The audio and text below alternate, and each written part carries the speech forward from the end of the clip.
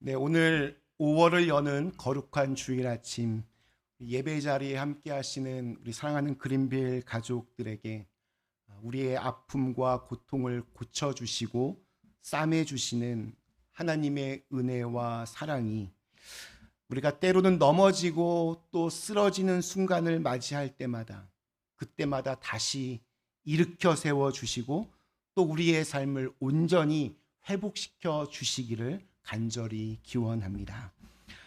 레리 데이비스라는 목사님이 병원에서 채플린 훈련을 받고 있을 때였습니다.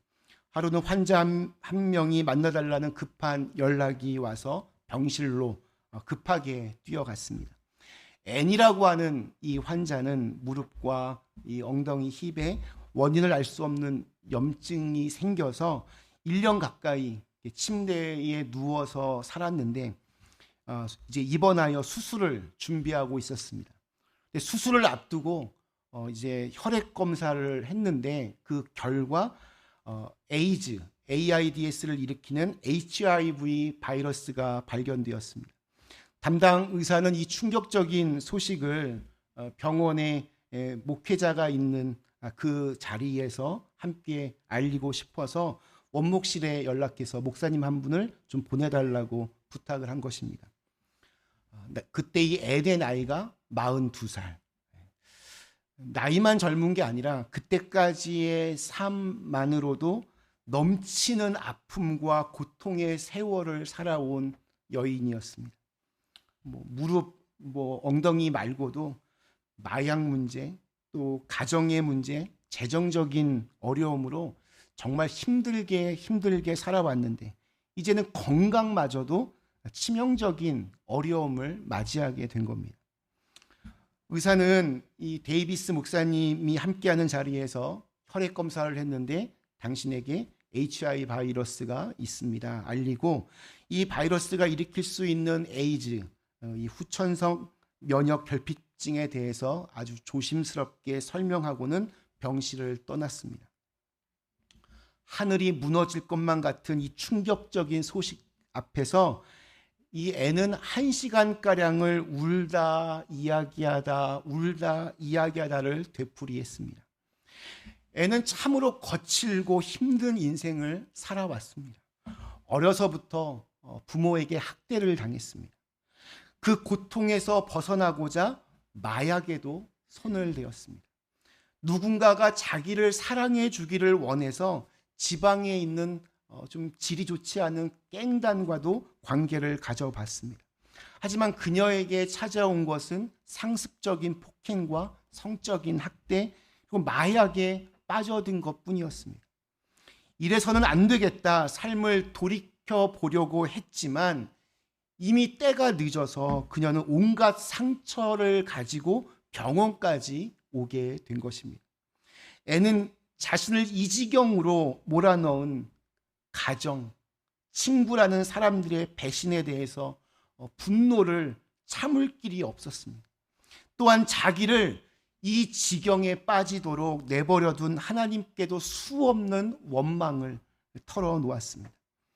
이제 수술을 받는다 해도 여러 달 이제 재활 치료를 해야 하는데 이미 비투성이의 삶에 거기에다가 HIV 바이러스까지 발견되었으니 도대체 앞으로 어떻게 살아야 할지 정말 막막했습니다. 이 여인의 눈물과 한숨에 귀를 기울이고 있던 데이비스 목사님도 할 말이 없었답니다. 도대체 무슨 말을 해야 이 여인이 위로를 받을 수 있겠습니까? 무슨 말로 이 여인에게 새로운 용기를 불어넣어 줄 수 있겠습니까? 목사님도 참으로 암담했습니다. 상처와 아픔 속에 깨어진 이 여인의 인생에 과연 희망이 있습니까? 내일이 있습니까? 만일 희망이 있다면 그 희망의 근거는 도대체 무엇이겠습니까? 오늘 우리는 예레미야 애가 3장에 있는 말씀을 읽었습니다. 이 앤의 개인적인 삶과 그리고 이 당시에 남유다가 겪었던 그 상황은 굉장히 비슷합니다. 희망이 없었습니다. 기원전 587년 남유다 왕국은 바벨론 군대에 의해서 처참하게 망했습니다. 왕과 많은 지도자들은 포로로 잡혀가고 예루살렘 성전과 왕궁은 무너지고 약탈을 당했습니다. 성 안에 먹을 것이 떨어지자 심지어 어린이를 잡아먹는 일까지 벌어지는 말도 되지 않는 처참한 일이 벌어졌습니다. 예레미야 애가는 이처럼 비참하게 무너진 예루살렘과 또 남유다 왕국의 멸망을 슬퍼하는 탄식과 통곡의 노래가 이 예레미야 애가를 주로 구성하고 있습니다. 오늘 우리 19절 말씀이 이렇게 시작합니다. 내 고초와 재난 곧 쑥과 담즙을 기억하소서. 내 마음이 그것을 기억하고 내가 낙심이 되오나. 내가 겪은 이 고통, 쓴 쑥과 쓸개즙 같은 그 쓰라린 고통을 내가 잊지를 못하겠습니다. 잠시도 잊을 수 없으므로 이 울적한 마음을 가둘 길이 없습니다. 처참하게 무너지고 망한 조국의 현실, 백성들이 당한 그 엄청난 고난과 아픔을 생각해 보면 정말로 말로 다 표현할 수 없는 아픔과 안타까움이 밀려오기 마련입니다. 그리고 오늘 겪고 있는 이 현실을 보면 희망이라고는 단 한 조각도 찾아볼 수 없는 절대 절망의 그러한 상황입니다. 그런데 이 처절한 절망의 밑바닥, 헤어나올 수 없는 이 낙심의 심연에서 예레미야는 새로운 내일을 꿈꾸기 시작합니다. 우리 21절부터 24절까지 제가 표준세 번역 말씀으로 한번 읽어보겠습니다. 그러나 마음속으로 곰곰이 생각하며 오히려 희망을 가지는 것은 주의 한결같은 사랑이 다함이 없고 그 긍휼이 끝이 없기 때문이다.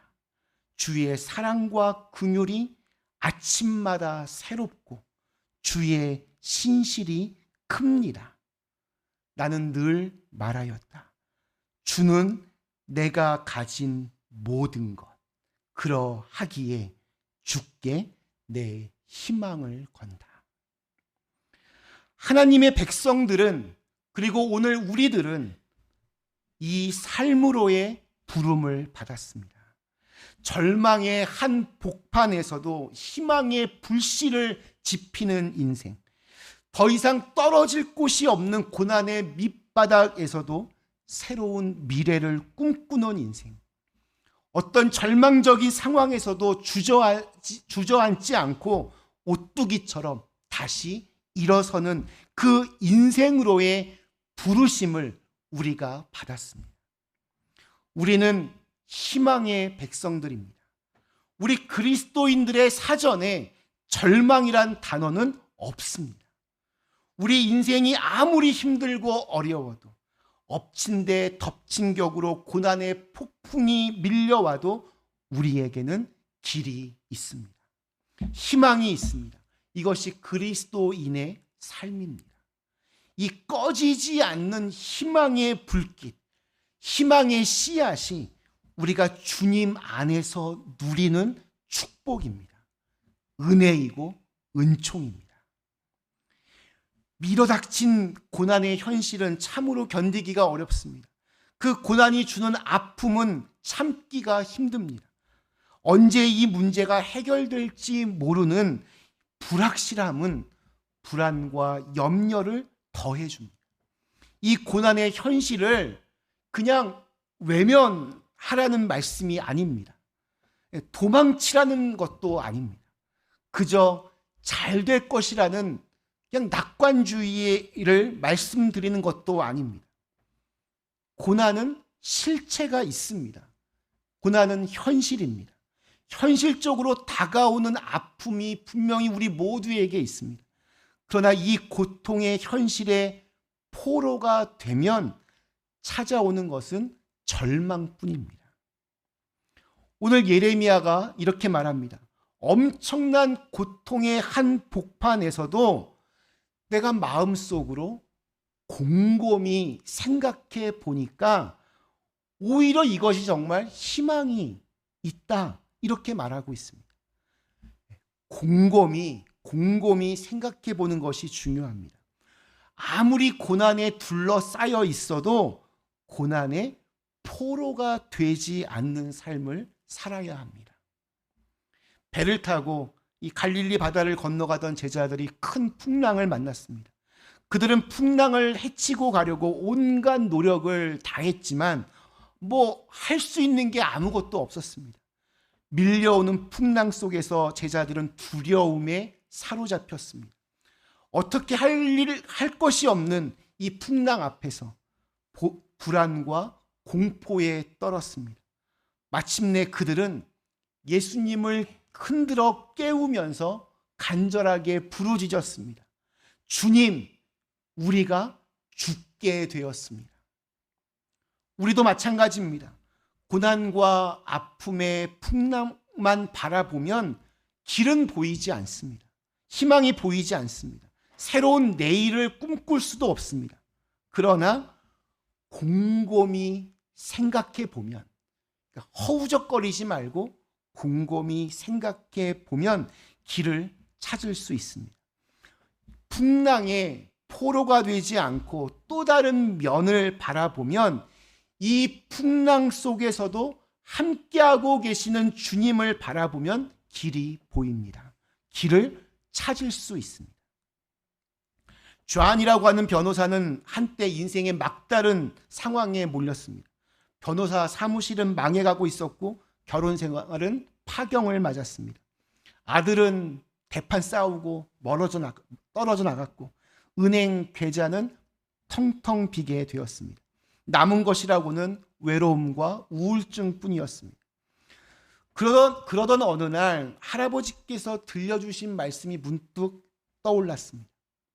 네가 가지고 있는 것들에 대해서 감사하는 법을 배우지 못한다면 너는 네가 원하는 것들을 얻지 못할 것이다. 할아버지는 1달러짜리 은화를 주시면서 감사 쪽지를 써 보내면 내가 은화 하나를 더 주시겠다 하셨습니다. 그렇게 해서 이 인간 관계의 교훈을 배웠는데 그동안 이 교훈을 까맣게 잊고 살았던 겁니다. 저는 매일같이 감사 쪽지 하나씩을 쓰기로 결심했습니다. 딸의 피아노 선생님, 머리를 깎아준 미용사, 수임료를 보내준 고객 등 그동안 고마움을 느끼지 못했던 사람들에게 땡큐 카드를 써 보내기 시작했습니다. 커피 전문점 아가씨에겐 내 이름을 기억해줘서 고맙다라고 썼습니다. 대기 번호표 한 장이 아니라 한 사람으로 느끼게 해줘서 고맙다 써서 보냈습니다. 관계가 멀어진 아들에겐 2년 전 선물 그때 참 고마웠었다 써보냈습니다. 주소를 확인한다는 구실로 전화를 했다가 아들과 점심을 같이 하게 되었습니다. 아들은 100달러짜리가 들어있는 봉투를 가져왔습니다. 예전에 아버지로부터 빌렸던 돈이라고 했습니다. 다시 답장을 보냈습니다. 너에게 자랑스러움을 또 한 번 느끼게 해줘서 고맙다. 손으로 그렇게 매일같이 쓴 이 감사의 편지는 그의 인생을 완전히 뒤바꿔 놓았습니다. 고객들은 수임료를 더 빨리 지급해 주기 시작했고 또 이 변호 의뢰 건수도 급증하기 시작했습니다. 존은 자신의 놀라운 경험을 모아서 365 땡큐라는 책을 냈습니다. 이 존이라는 사람, 둘러싸인 문제와 역경에 포로가 되지 않았습니다. 고난의 밑바닥에서 그는 할아버지의 가르침을 기억했습니다. 그 순간 아주 곰곰이 생각했던 겁니다. 그는 밀려오는 문제와 고난 속에서도 감사하는 법을 배웠습니다. 고난 그 너머를 바라보기 시작한 겁니다. 오늘 말씀 속에서 예언자 예레미야는 이렇게 외칩니다. 고난과 아픔을 잊을 수 없고 울적한 마음을 가눌 수 없지만 오히려 희망을 가질 수 있는 이유는 주님의 한결같은 사랑 때문이라고 말입니다. 희망은 다른 데 있지 않습니다. 희망을 세울 수 있는 근거는 다른 데 있지 않습니다. 반석은 오직 우리 주님 예수 그리스도이십니다. 이 주님의 사랑 외에는 길이 없습니다. 희망을 일으켜 세울 다른 기초, 다른 반석은 없습니다. 갈릴리 바다에서 풍랑을 만났던 제자들은 예수님을 바라볼 때 희망이 생겼습니다. 주님을 흔들어 깨울 때 그때 길이 열렸습니다. 우리가 고난의 한복판에서 곰곰이 생각해야 할 분은 우리 주님이십니다. 그분은 바로 우리가 희망을 세울 수 있는 근거가 되십니다. 그 주님의 영원한 사랑만이 우리의 희망이 되실 수 있습니다. 내 지식도 내 경험도 아닙니다. 내가 가지고 있는 돈이나 명예도 아닙니다. 이 모든 것들이 다 귀하기는 하지만 내 희망의 근거가 될 수는 없습니다. 이 모든 것들이 우리를 구원할 수는 없기 때문입니다. 이런 것들 결국엔 다 사라지고 무너지는 것들입니다. 그러나 고난의 한복판에서 하나님의 사랑을 믿는다는 것은 결코 쉬운 일이 아닙니다. 마음을 그렇게 먹는다고 저절로 그렇게 되지 않습니다. 왜 그렇습니까? 하나님이 정말 우리를 사랑하신다면 왜 나에게 이러한 아픔과 고통을 주시는지 묻지 않을 수 없기 때문입니다. 하나님이 정말로 우리를 사랑하신다면 차라리 이 고통을 주시지 않는 게 맞지 왜 고통을 주시고 또 도와주시는 것인지 이해하기 어려울 때가 많이 있습니다. 많은 경우 우리는 그 고난의 원인을 알 수 없습니다. 그러나 분명한 사실 한 가지는 있습니다. 그것이 우리 인생이 어떤 상황에 있든지 하나님께서는 여전히 변함없이 한결같이 우리를 사랑하신다는 사실입니다. 오늘 마지막 우리 31절부터 33절까지의 말씀은 이렇게 결론을 짓고 있습니다. 이는 주께서 영원하도록 버리지 아니하실 것임이며 그가 비록 근심하게 하시나 그의 풍부한 인자하심에 따라 긍휼히 여기실 것임이라. 주께서 인생으로 고생하게 하시며 근심하게 하심은 본심이 아니시로다. 그렇습니다.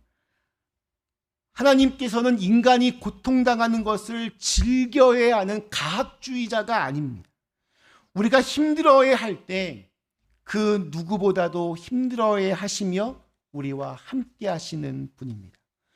이 끈질긴 하나님의 사랑은 인간의 어쩔 수 없는 그 한계 상황, 죽음 앞에서도 우리에게 생생한 희망을 안겨줍니다. 그러기에 주님의 사랑을 믿는 우리는 누가 뭐래도 희망의 백성들입니다. 어떤 고난 속에서도 우리는 희망이 있습니다. 하나님께서 우리를 포기하지 않으시는데 모든 것이 끝났다 절망할 수 없습니다. 변함이 없으신 우리 주님의 사랑 때문에 우리는 일어설 수 있습니다. 그 놀라운 사랑 때문에 우리는 새날에 대한 희망을 안고 오늘의 문제들과 싸워갈 수 있습니다. 어떤 풍파가 밀려와도 그리스도께서 주시는 희망을 안고 오늘의 고난과 역경을 헤쳐나가도록 부름받은 우리는 희망의 사람들입니다. 말씀 마치겠습니다. 사랑하는 그린빌 가족 여러분, 오늘 설교 처음에 말씀드렸던 앤의 이야기로 다시 한번 돌아가겠습니다. 1시간 가까이 이 앤의 통곡과 원망과 탄식을 귀담아 들은 데이비스 목사님이 조용히 입을 열었습니다. 앤, 이 시간 이 자리에서 함께 성만찬 예식을 할까요? 두 눈에서 흘러내리는 눈물을 연신 훔치던 앤은 한동안 말없이 목사님을 바라보다가 예스 하고 고개를 끄덕였습니다. The body of Christ given for you. 당신을 위해 주신 예수 그리스도의 몸입니다. 당신을 위해 주신 예수 그리스도의 보혈입니다. 간이 성만찬 세트를 가지고 성만찬을 했습니다. 채 풀린 훈련 과정에 있던 목사와 모든 것을 잃고 고통과 절망 속에 빠져 있던 여인 앤은 그날 밤 이 세상 그 무엇보다도 귀한 선물, 하나님의 은혜와 위로를 함께 나누었습니다. 수술을 마치고 며칠이 지난 뒤 어느 날 데이비스 목사님은 이 앤의 병실로부터 연락을 받았습니다. 병실 문을 열고 들어서자 앤이 미소를 지으면서 반가이 목사님의 손을 잡고 말했습니다. 목사님, 그날 밤 성찬을 받으면서 저는 그 방 안에 하나님께서 함께하고 계심을 느꼈습니다. 그리고 제 생애 처음으로 제가 사랑받고 있음을 체험했습니다. 감사합니다. 그 고통의 깊은 밤, 절망의 밑바닥에서 이 데이비스 목사님과 앤은 하나님의 치료하시는 은총을 경험한 겁니다. 수술은 성공적으로 끝났습니다. 1년 만에 앤은 침대에서 벗어나 오랜만에 걸을 수 있게 되었습니다. 그녀는 목사님께 에스코트를 부탁했습니다. 앤과 이 데이비스 목사님은 한동안 그렇게 병원 복도를 함께 걸었습니다. 목사님은 그 글을 끝내면서 이렇게 마지막 문장을 썼습니다. 이번에는 내가 우는 차례가 되었습니다.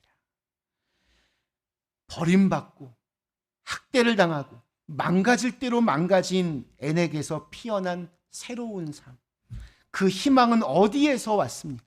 무엇이 이 여인을 다시 일으켜 세웠습니까? 바로 하나님의 사랑입니다. 고통과 절망의 밑바닥에서도 변함이 없는 우리 주님의 사랑입니다. 그 사랑만이 우리가 가질 희망의 근거입니다. 그 사랑만이 우리에게 새 길을 열어줍니다. 그러기에 우리는 이 아침 예언자 예레미야의 고백에 동참할 수 있습니다. 주님은 나의 가진 모든 것, 나의 희망이십니다. 사랑하는 그린빌 가족 여러분, 저와 여러분이 믿는 하나님은 끝까지 포기를 모르시는 분입니다. 그 포기를 모르는 하나님의 사랑이 저와 여러분을 다시 일으켜 세워 주시기를 간절히 축원합니다. 우리 주신 말씀을 생각하며 잠시 함께 기도하겠습니다.